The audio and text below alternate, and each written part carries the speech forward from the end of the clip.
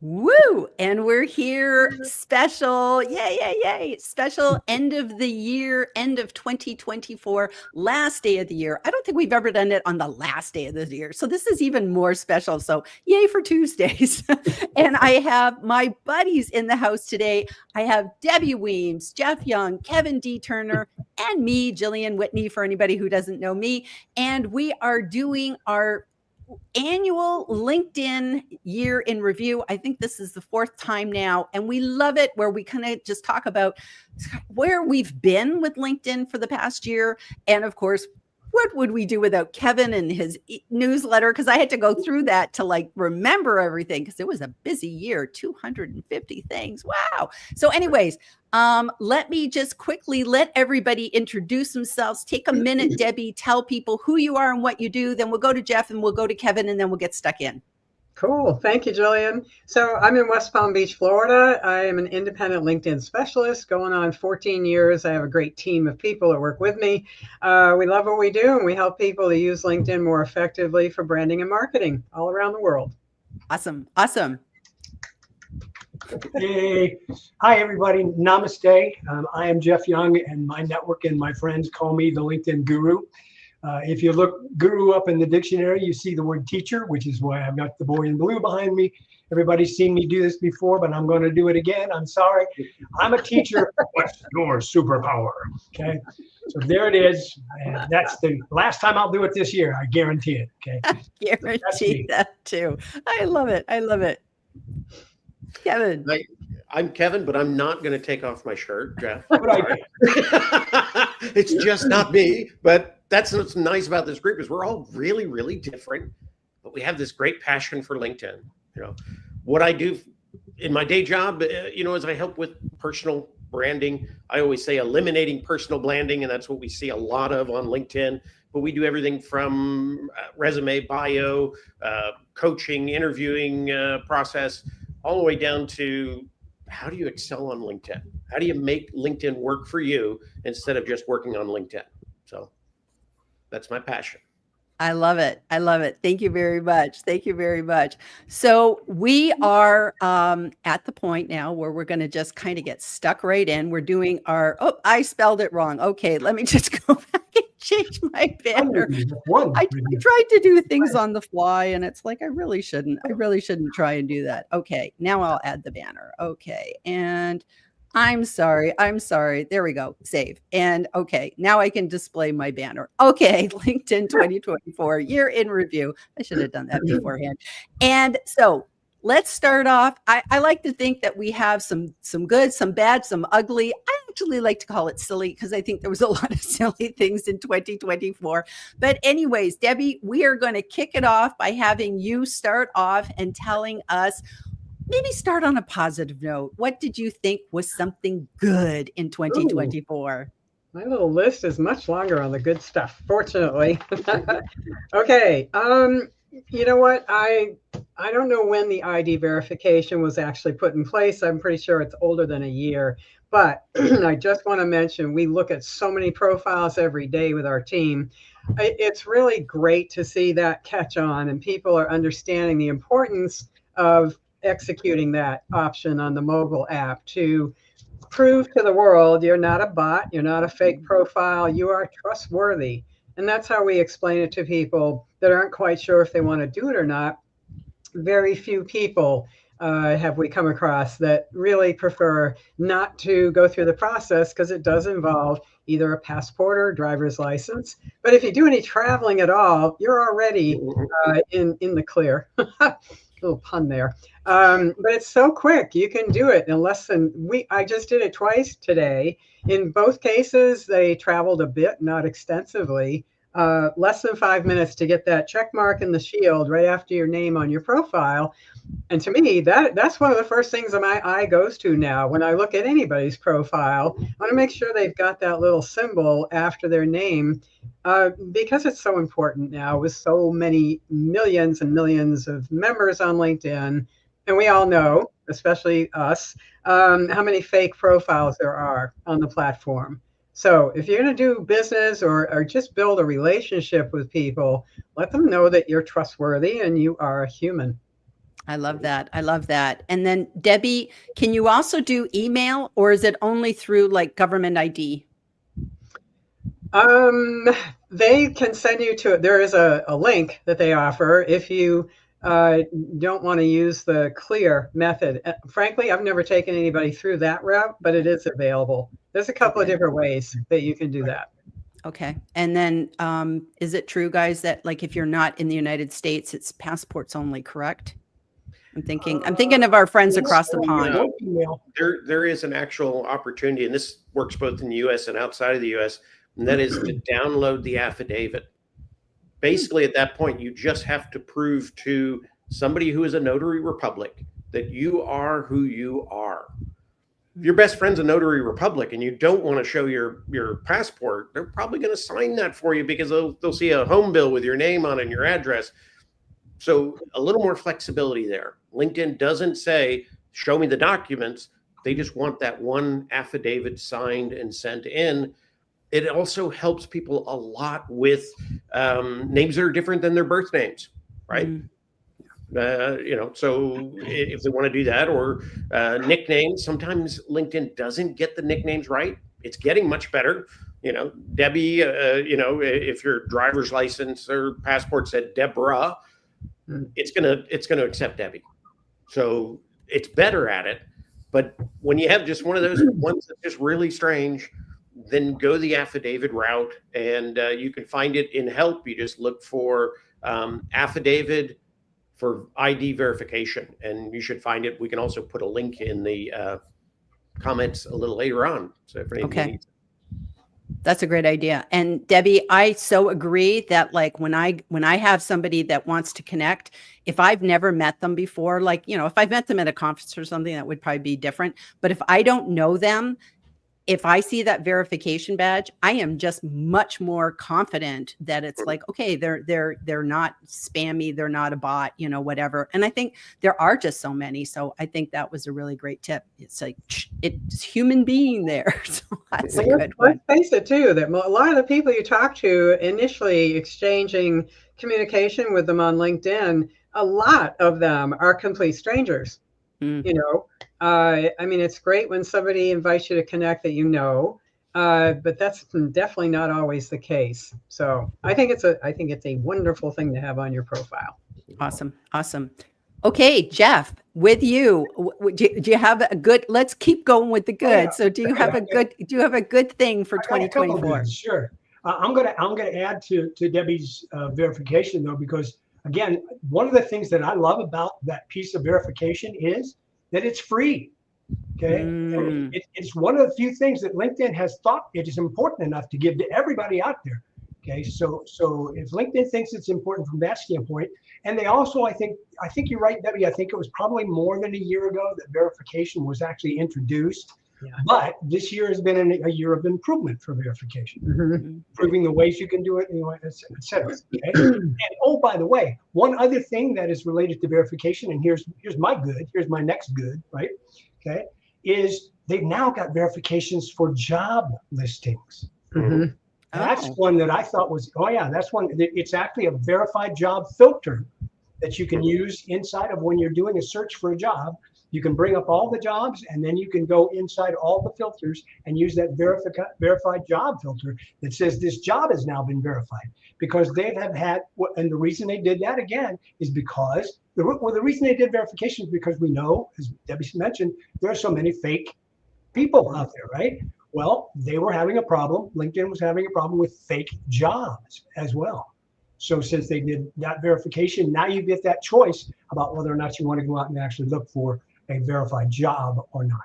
And I think that's a really easy one. And again, that one is also free. They didn't charge anybody for that one. So then that's based on the individual who actually creates the job posting. Right. They have to be verified, whether they do it through their ID, or if they've got the companies large enough, they can be doing it through their work email, which is really simple, right? You just log in, work email, go to the company page, and it's going to accept that work email and verify you as a verified employee of that company. And so that also will work, and much less stringent in that process. But you do have to be a certain size of company. Hmm. Yeah. I Are mean, companies also, are company pages verified too? Is that They're starting the process. okay? Okay. I've seen a handful. It seems to be bigger for, Fortune 100s, Okay. which to me, do you really need to verify Coca-Cola and Sony? Probably not. Do you need to verify my company? Yes, because not everybody knows. So I would think you'd want to really roll it out at the smaller end and move it up, then, take the people that everybody knows is real. So, they're doing it a little bit from the inside out, right? Yeah, trickle down. Got it. Got it. Got it. So you had more, Jeff. You had more. Well, there's another one that is also, I think, new this year that I think is, and you may notice that from my perspective, one of the things that I did this year is I started to focus a little bit more on job seekers. I know there are a lot of people who have companies who are out here on LinkedIn as well. Yes, it's great. I think it's a great place to be if you're an entrepreneur or solopreneur. But one of the other focuses for me is job seekers, because that's who I teach mostly. About 60% of the people that I teach are job seekers. And one of the ones that I thought was great that they added was something that's called show interest in a particular company. Yeah. Again, that's another one that is hidden. It's stuff that people don't realize is there, but LinkedIn has added it for companies that implement this on their company page. Okay. Then you can go out to someone's company page, find it, and it's either, I've never figured out whether they do it on both all the time or not, but it's either in the life section or the about tab. It's there. It's sometimes in both. Okay, either in the life tab or the about tab of a company. You can scroll down, and it will actually have you have a button that you can click that says "Show you're interested in working for this company." What better way? Difference there, if they pay for LinkedIn Talent Solutions Enterprise. Okay. It's And always they going to can implement default it. to the About tab. Yeah. If they pay for LinkedIn Talent Solution, but not the Enterprise, then they can put it into their Life page. Life tab, yeah, but they have to implement it. So it's not there for every company, No. but they have to implement it. They have to put it out there. But I love the fact that it's out there, because I mean, what better way of raising your hand and going, "Yes, I'm interested in working for you," than going directly to the company and telling them that. I agree. I agree. And was there also something about verifying recruiters? What was, or am I dreaming that? Was there something about that if a recruiter actually has a subscription to Recruiter, whether it's light or the regular, I thought they could also be verified, or am I dreaming that? I don't know. They can be. Yeah, Okay. no, absolutely. And part of that is in when we talked about earlier, when they're putting job posts together, it's going to say if they're a verified recruiter or a verified HR individual through that process. But that was a big piece of it. That's cool. That's cool. Okay, so Kevin, what say you about the good of 2024? It's good, but it's a little weird. And that is this process that, LinkedIn went through creator mode, right? We're all creators. You guys are beautiful, and we're going to help you. And then it was like, plah. We don't want anything to do with you. You're no longer creators. You're Joe the plumber who writes content, not Joe the plumber, the creator who writes content. And so they threw it all away. And then they kind of snuck in just a few months ago this off-platform process for Build Your Voice, which is basically the creator program kind of hidden. So they didn't have to admit they goofed, right? Because they really do need to cultivate people to create content. And so a couple of things I like on that, and it's very simple to get there if you haven't. It's buildyourvoice.linkedin.com. That's the address. So you go there, you have to register with this group. It is a second party, but they'll give you their privacy policy right out front.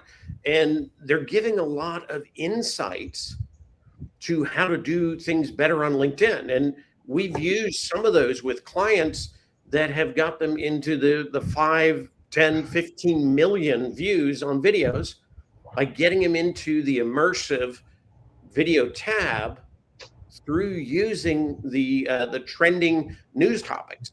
And there's actually a submission form on that site that you can go to. And if you have a video you create that meets a trending topic, you fill that out, boom, you're in that immersive tabs and you're talking millions in exposure very quickly.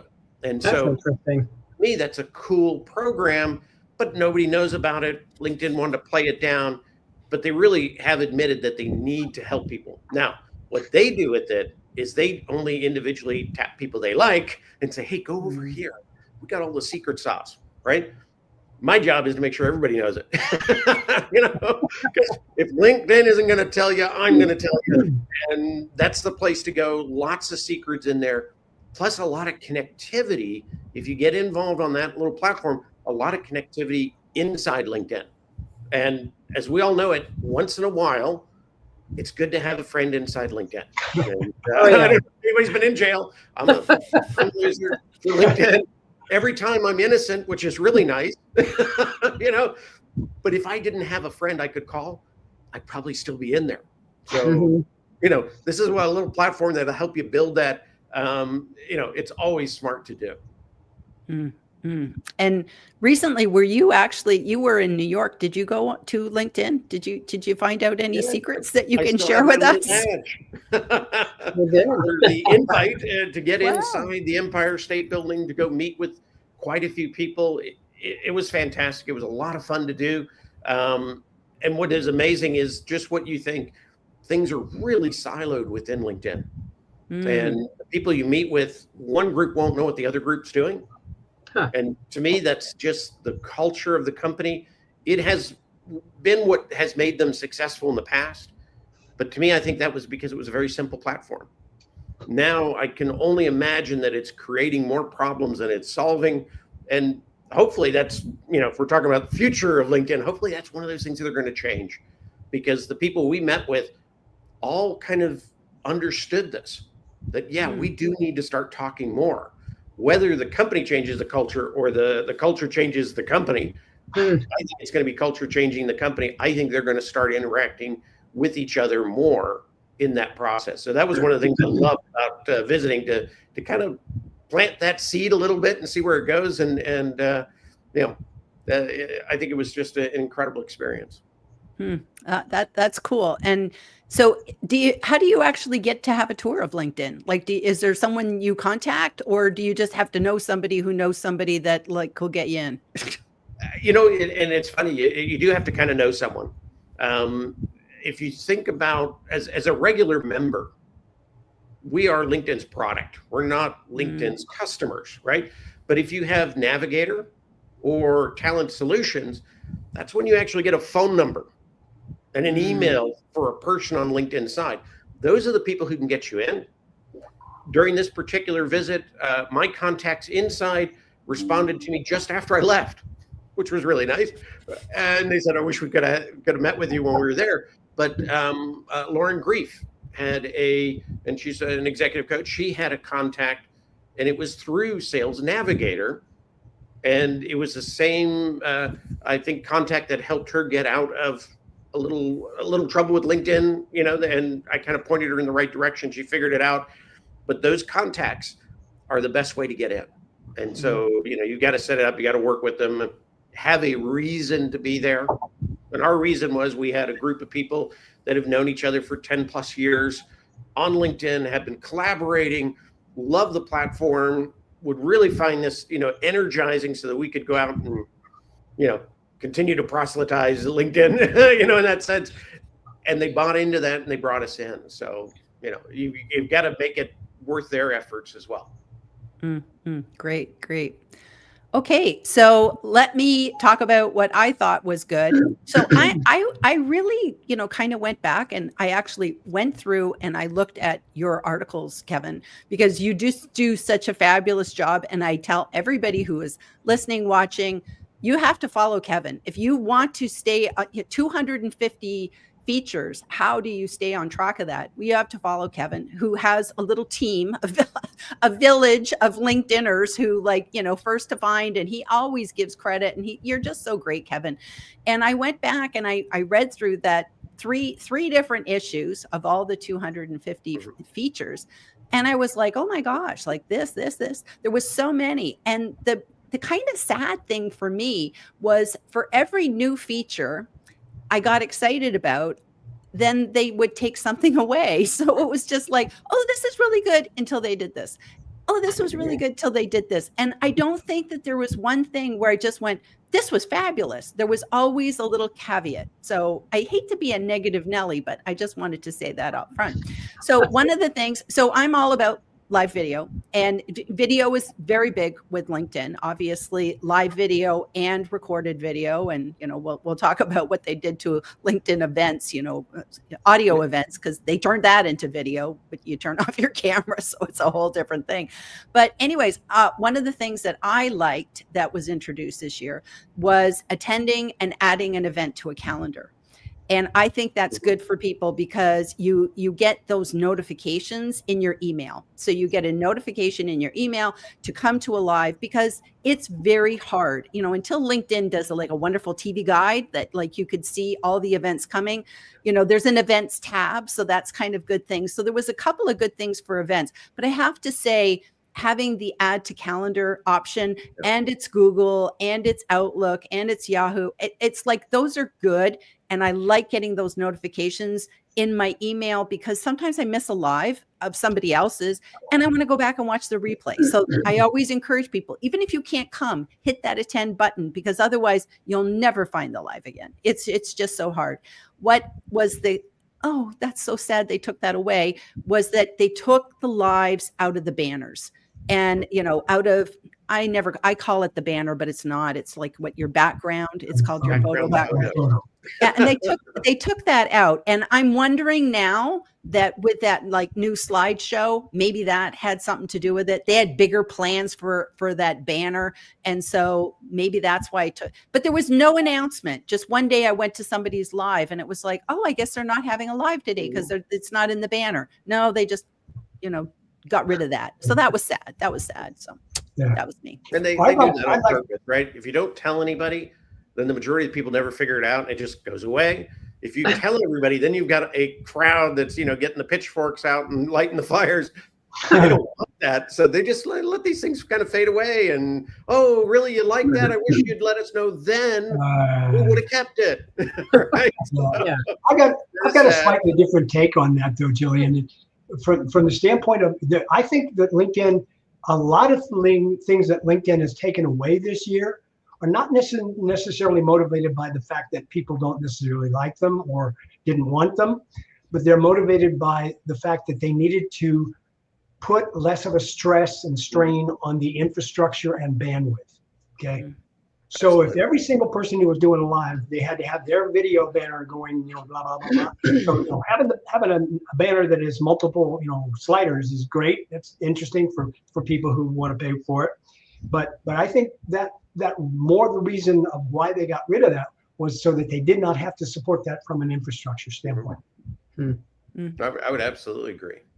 Yeah. And that's probably like LinkedIn audio, like that's the kind of the elephant in the room, right? That's the elephant in the room that went away or changed. Being complex sometimes, like this, you know, they call it several different things, right? The background photo has the enhanced cover photo or cover image or slideshow. They've got it. They're really being bad at keeping their names straight this year, which is kind of crazy. But why did they make that where it rotates these additional images when it could have just said upload a GIF? Right? Yeah. It could be running like a movie and take less coding to do. So sometimes I think they take the hardest route to get there. Yeah. You know, and maybe it looks better on a presentation, all this great stuff that we're going to do. They could have just said upload a GIF. I would have loved it. No, has anybody else heard other people say, you know, the sliding banner is kind of giving me motion sickness? Okay. I've actually heard a lot of people complain about that. Okay. Especially when people are using that's what's happening for you. I've got a cure for you. If you want to see it in a more slow motion or one at a time, go to the person's banner, go to the person's background photo, click it yourself, and then you can cycle through it one at a time, as slow as you like to, so you can see everything that's on it, so you won't get motion sickness. But that's just one of the ways that it works, okay? But nobody told anybody about that one either. I just kind of discovered that one on my own. Right, right. No, that makes sense. And I've kind of joked around and I said I like the banners that kind of tell stories. Like if you're going to use that, like don't just have like it random. Make it make sense. And Jeff and I laugh because we talk about the Burma Shave commercials. Like they were Yeah. billboards, and you'd see them driving across on Route 66, and it would be like a couple words, and then you'd have to read a couple more. And it was like the best advertising ever because you're just like, I'm going to keep driving till I figure out what this says. And I think that could be the same thing with your banner. If you have a story and it's just a couple words at a time, then you're hooking people to stay there, as opposed to here's me doing this and me doing this. And if it's all you, it's like, well, what's in it for me, right? Yeah, it's the way people are doing it with multiple banners, different colors. It's kind of a visual assault in a lot of ways. And what you're talking about is more of a kind of progression in the process. And that's why I think GIFs would have been so much easier, because you could actually have motion in that background banner as opposed to it flipping, around. It could have just flowed smoothly. And again, like being that. less load, but we'll see. I'm pushing them. I know who's working on that one. I'm pushing them. Give us GIFs back. And that works on websites. Like you go to somebody's website, if they're a speaker and you see them kind of talking to the audience, and then you see people, they're clapping, you just go, oh, image speaker, they're great, let's book them. Like it puts those mental images into our heads very quickly, whereas the banners, they don't. So I agree with you. A GIF, so there's no sound, definitely you want to have that. But have that or motion video, especially because they're all in on video. So yeah, I agree. Oh, I would be all in on that one, Kevin. I mean, I'd put on my cape and you'd see me flying through the air every single time. Absolutely, I'd go for that. Yeah, it would be entertaining. I can see a lot of options for it. Well, entertaining for me at least. I'm not sure it would be entertaining for anybody else. Isn't that all that counts? Okay. Okay, so Debbie, you got some more for us? They can be good, bad, or silly. I'll stick with good for a minute here. I couldn't be happier about anything that LinkedIn does to stop wasting my time. And when they decided to take away contribute to articles, I did a little happy dance. I'd been busting my butt and purposely looking for articles and putting thought into my comments and really getting swept up into the idea of better visibility. And guess what? Nada. It was a complete waste of time. And it also got to the point where it was almost like the pods.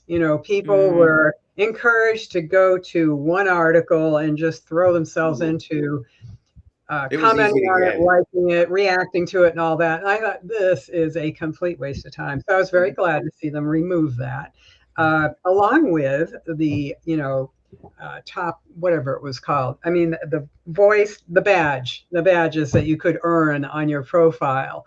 And if you didn't keep up with that, every 60 days, I think, they would reevaluate you and remove your badge if you weren't participating. Take it away. It's fine. Believe it or not, it was the blue badges, the traditional top voice badges, that got it banned, got it removed, because they were like, we have this top voice badge. It's all year long. And now you're giving out gold badges. Yeah, it always sounds better than blue, right? And it was confusing. And believe it or not, this is what I found fascinating is if you used any of the outsourced AI stuff, they were putting these gold badges above the top voice badges. Wow. They were saying they're the LinkedIn expert because they've got the gold one. So even outside, even artificial intelligence, which is just what it is, right? And that's the reason it makes mistakes. It was saying gold is better than blue. Yeah. And the blue badges got crazy. And they said, that's got to stop. And that's where it ended. And once they took that badge opportunity away from people, who's going to do the work? Right? Why would you go in there and put all that time in? There are still some benefits to doing it. The biggest one just being complete SEO outside of LinkedIn. Yeah. And they do index that stuff very quickly. So people who want to get kind of a good Google search into their LinkedIn profile, it does work really well in that sense. So it still has some value, but to me, way too easy to game. and that's what people are doing. Mhm. You know, so when that happens, I have no interest. So I was a beta tester on it, and I just haven't gone back because of that. They didn't listen when I was telling them this is what people are doing. You know, they're just sending 50 people in to give them their little Helpful. light bulbs, and then they're done, and all of a sudden, they're getting the benefits from it, and it was knocking out really good people. So they didn't pay attention to it, and I think they lost the momentum of that program. Well, yeah, I mean, Debbie, you said contributive articles are gone. Well, they're not gone. They're still No, there. they're there. Yeah, they There's are. just no reason. The badges are gone. The badges are Exactly. gone. So Yeah. LinkedIn said, badges? We don't need no stinking badges. Okay.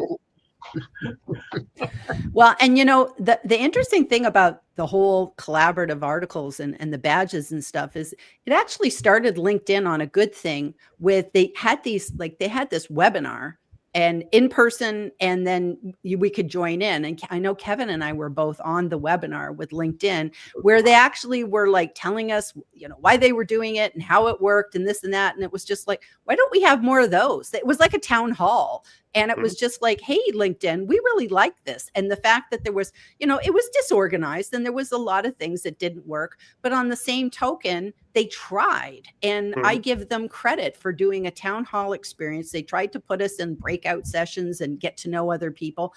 Why LinkedIn doesn't do more of that? It's like, okay, you could fix it up a little bit. But I actually thought that was a cool thing.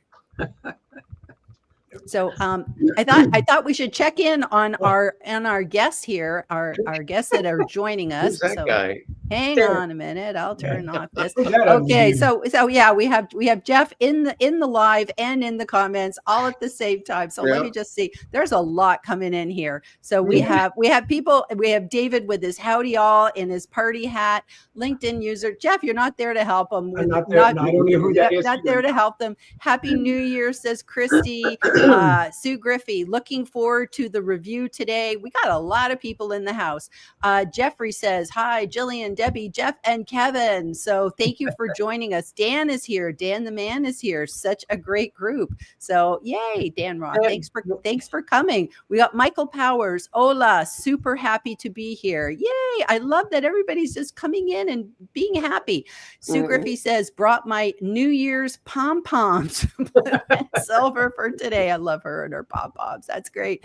We have Michelle B. Griffin. Hi, everyone from Pensacola, Florida. Happy New Year, Debbie, Jeff, Jillian, and Kevin. So yay. Thank you. Mary Wu is here. Thank you, Kevin, for not taking your shirt off. My promise.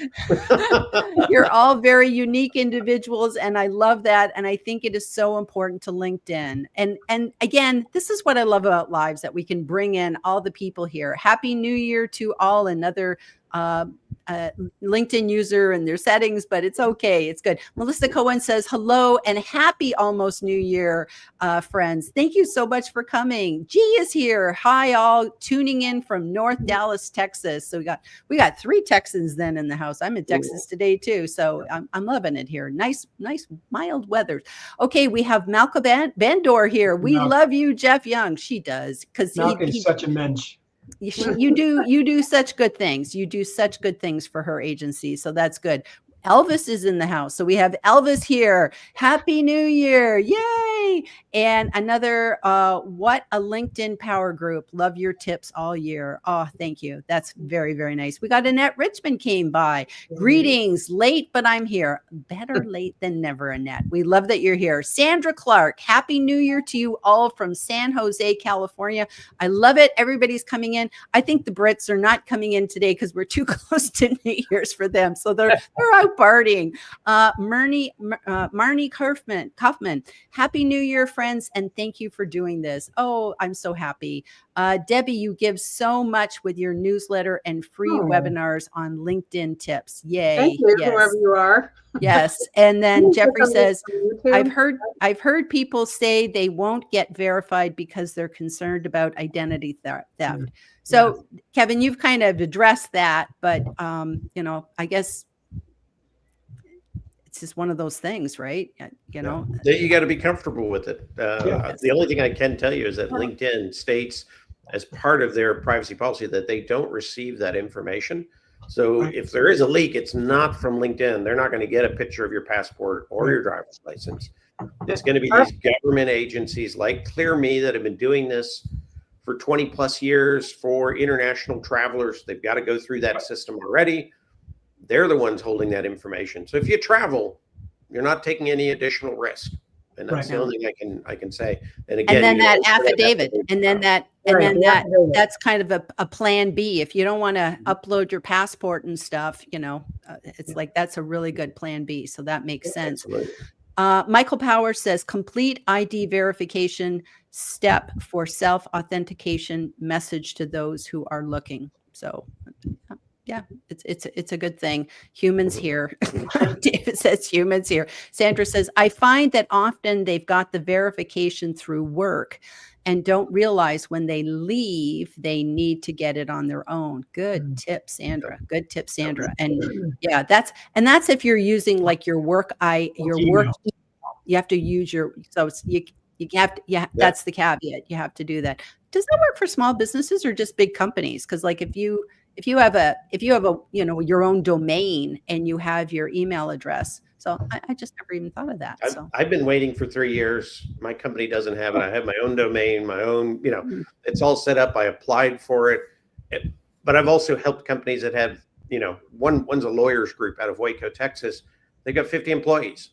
They have it. So they were able to be verified.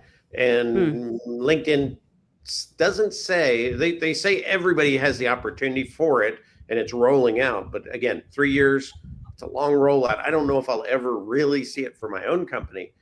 But as the companies get a little bigger, a little more powerful, they're going to be picking those up much quicker. Yep. So yeah, that's good. So Mary Wu says, so Debbie is suggesting that we connect with real people on LinkedIn instead of bots. What a crazy concept. What a Yes. concept. But it works. It works. No to the bots. Laura Klein says, hi, Kevin. Great to see you here. Yay.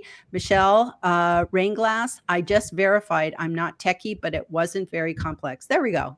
So yes, people are doing. Fran Byers is here. Eeks, this is today with you all in spirit, my dear friends. Thought it was tomorrow. No, okay. Well, no, we're here tomorrow, right? On replay.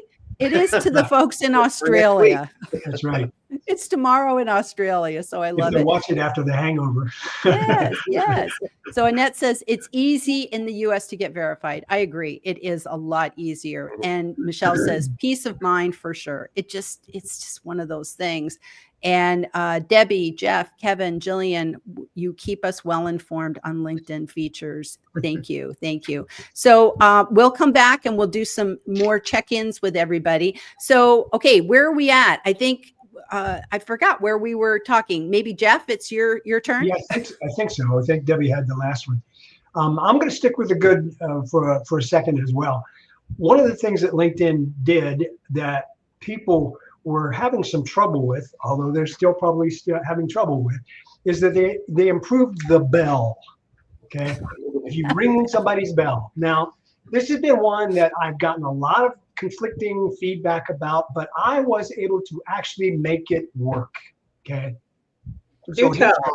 Okay, here's how. Okay, I actually go to anyone that I really want to interact with on a regular basis. You, all you folks, of course, on this call. And instead of just ringing their bell, I make it a double bell. That's the only way that I found that it actually works.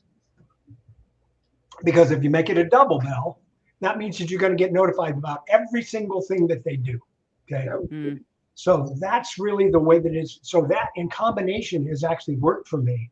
And that way I've been able to actually find the people. And, this one was one, I think I'll give Kevin credit for this one, is like, if you're not getting what you really want from a particular person, what you should do is go back to their profile, turn it off, and then turn it back on. It's kind of like the old IT crowd from the Brits who did. Yeah, did you turn it off and turn it back on again? Okay, the first technical question.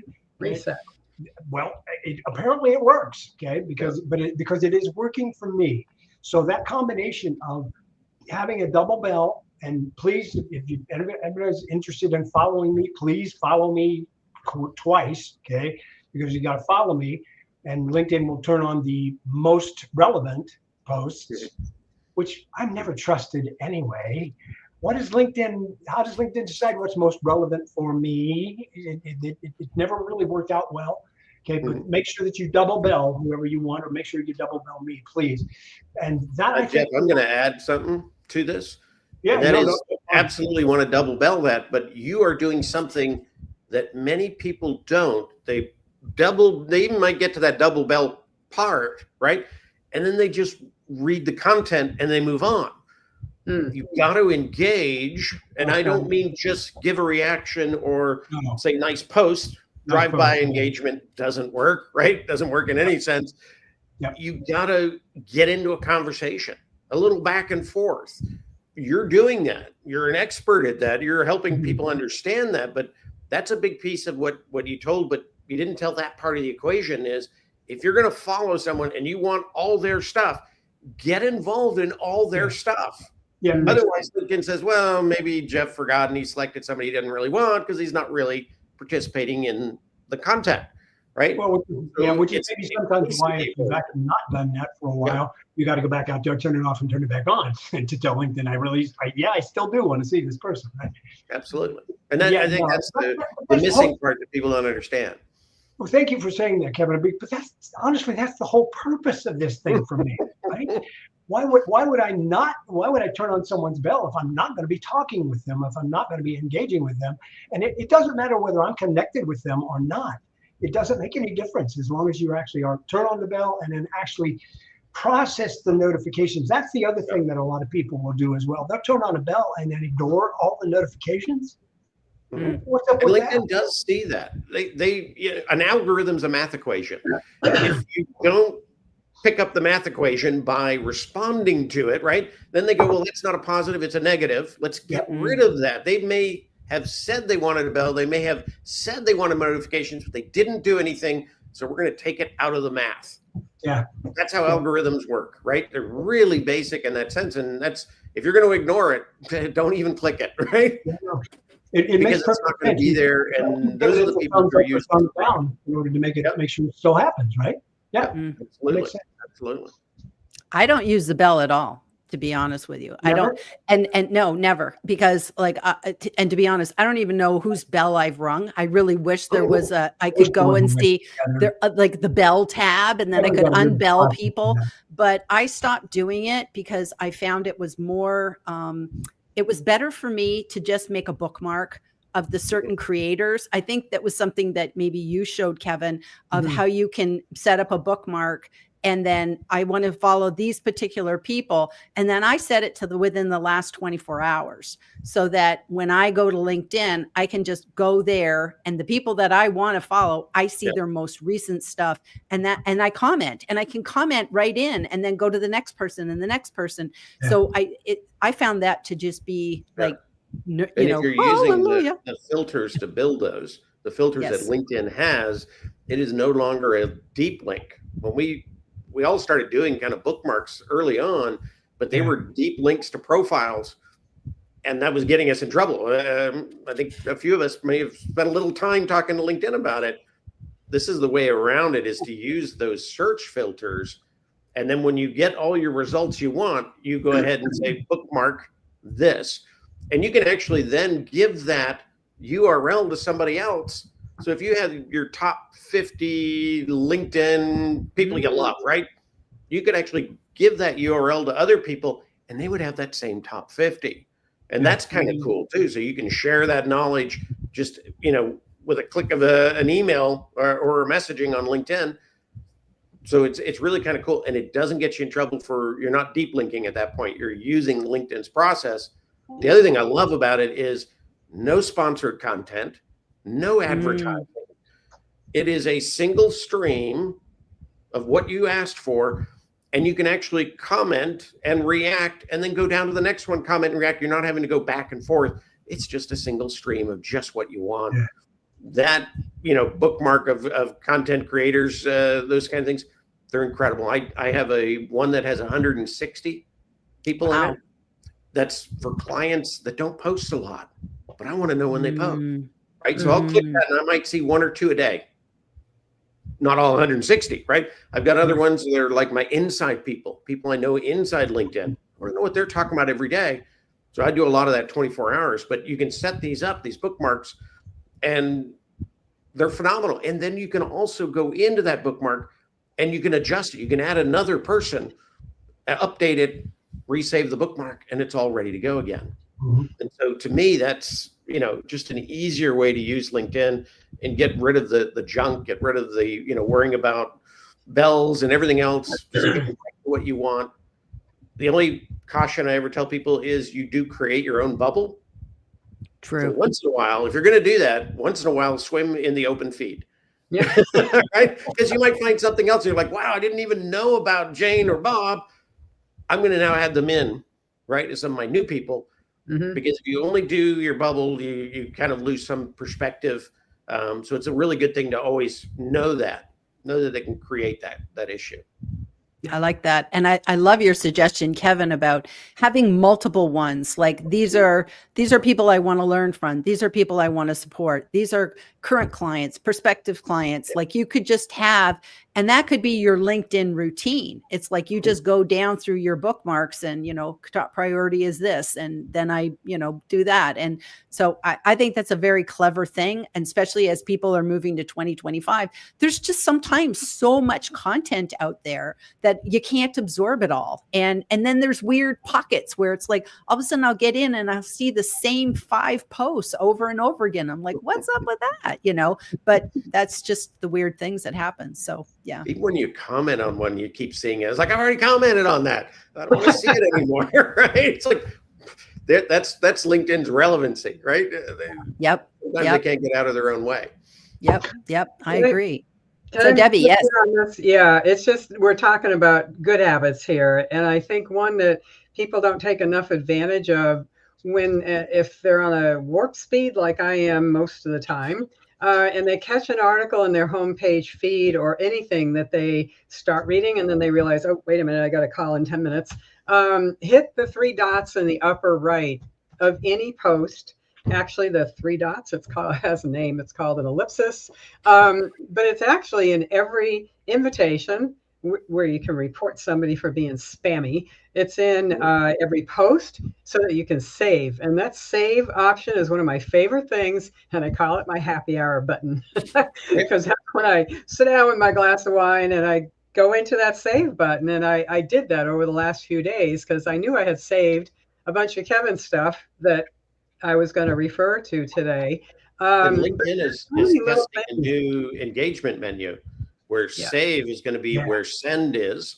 And send will be part of what now will be called share. And that's where you repost things, repost with thought, repost as an idiot, right? And then send. So you'll have the 3 options under share and you'll have save. And so many more people are going to be saving. I think, and LinkedIn does see save as a huge kind of signal that this is important enough to you that you have saved it. And you're going to get more for LinkedIn. And so, save the people you really like, save their stuff. Right. And it helps them as well. Yeah. And the trick is finding it though, because that's something goofy that they did this year with like, good luck finding your saved items on mobile. Cause it's like you go and it's like you have to tap on your head and then you have to scroll up because it's hidden down on the left there. And you're just like, okay, what person thought of this? Like what person really, as a user interface, there should just be saved items. You just see it. It's like a paperclip or I don't know, a push pin or something, not 7 different things. So that's crazy. So we've got about 10 minutes left. I just don't know where the time goes. It zips through. I want to maybe just circle round. We can still talk about bad, we can talk about silly, whatever, but I want to make sure that we do this I want us to be thinking about what are your predictions for 2025, where you think you're going. So I just want everybody to be thinking about that because I want to make sure maybe we end with that. So, okay, who's next? So Debbie, you just talked about the saving items. Jeff, Kevin, do you got something else you want to talk about? the thing that I liked the most was in scheduled posts, the ability to do some editing, and now the ability to schedule polls. I was never one to schedule, but now I am, because when I scheduled something, I was always freaking out, going, I need to adjust a couple things, and you had to then delete it and bring it back, and it's like, why am I going to do that? I'll just keep it in a Word doc and do it when I want. Now that I can go back and edit, I'm using it a little bit more. I'm still one of those that, if I schedule something, I also have reminders that tell me that I've scheduled something, because LinkedIn doesn't tell you well enough. They should say, hey, don't forget today you scheduled something, right? There should be a little area on LinkedIn that gives you that kind of, information on a regular basis, but they don't. But I love that. The fact that you can now do a little bit of editing. I wish there was an option for editing some of the images, but I understand why they don't. Because if you got into a post and you could change an image and people already commented, right? You could upset the apple cart really, really quickly with a opposite image. And so I understand why they don't.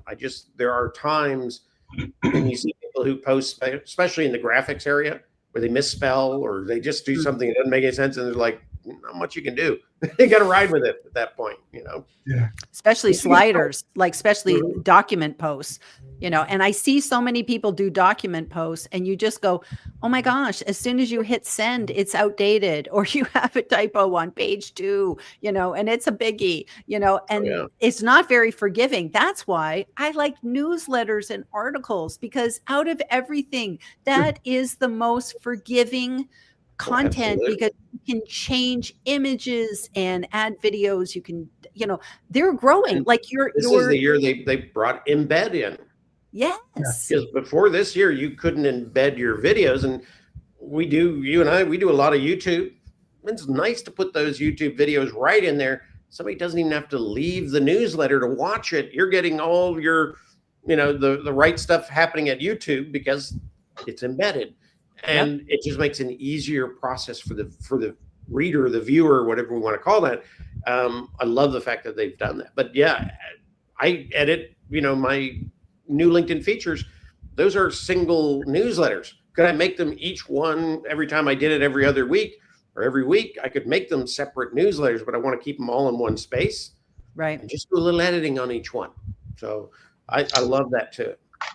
Would be nice if they had added in a table of contents like that. That would actually, that's the one thing I would love to see in a newsletter, that you could have a table of contents and that you could click on something and that would take you down.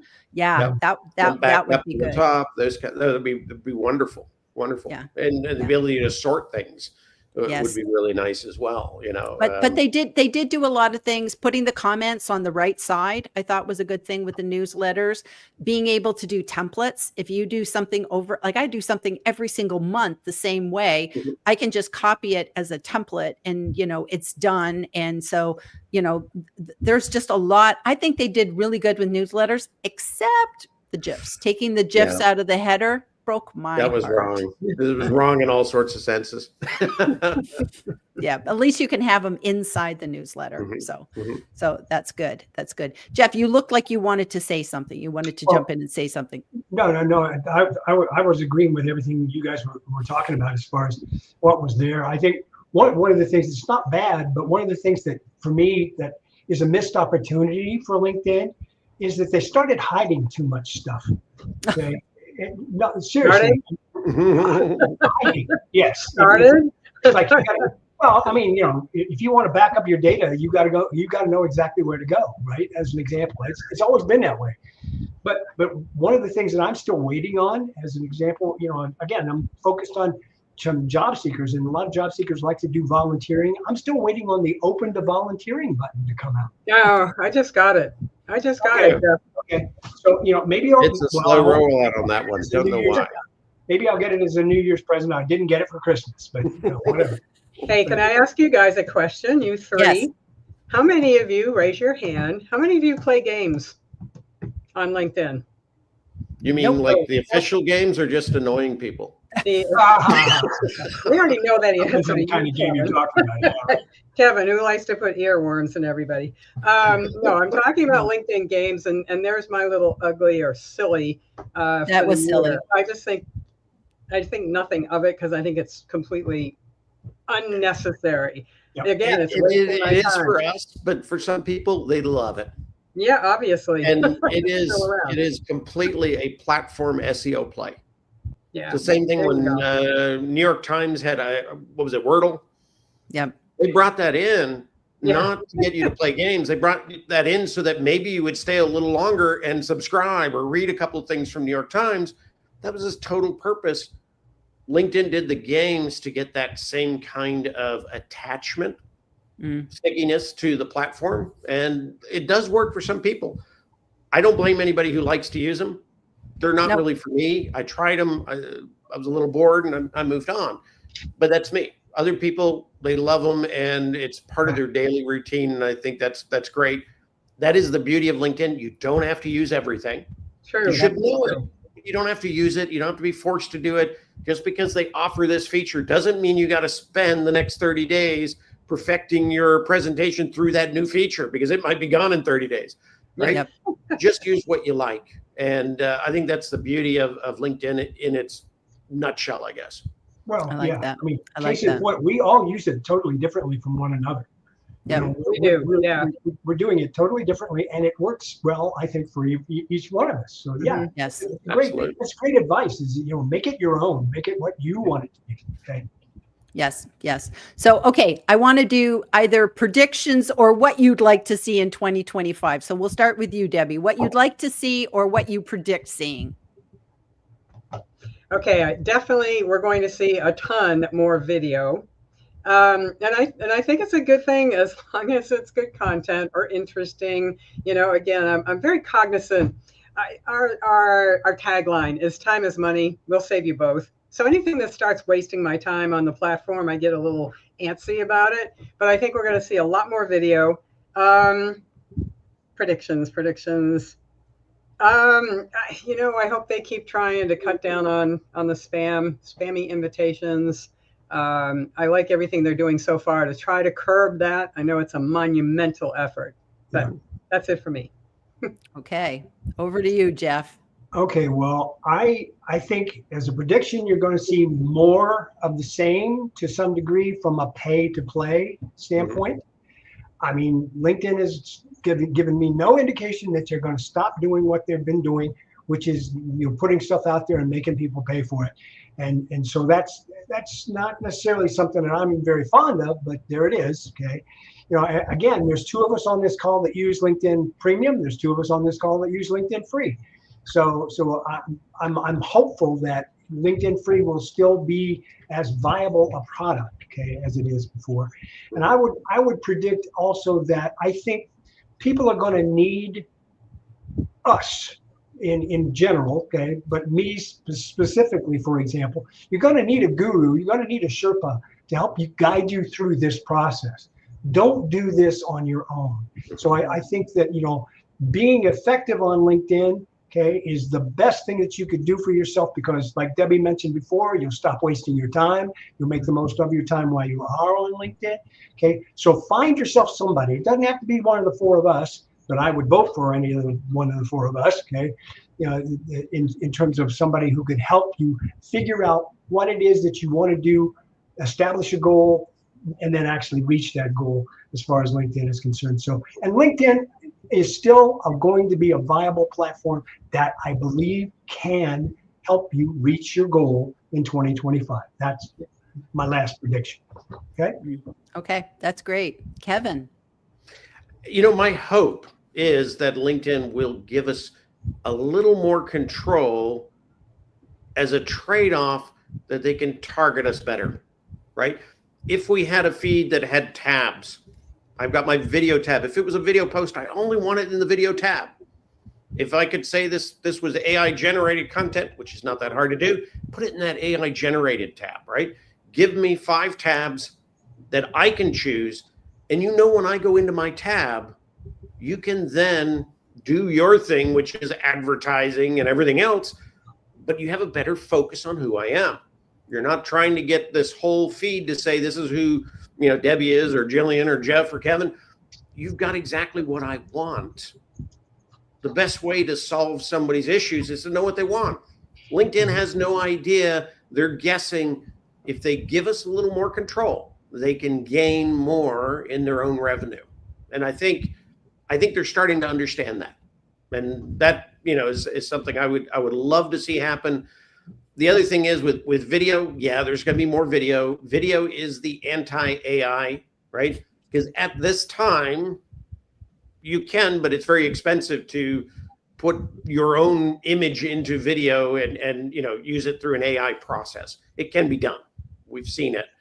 We've used some of the AI translation tools and things like that.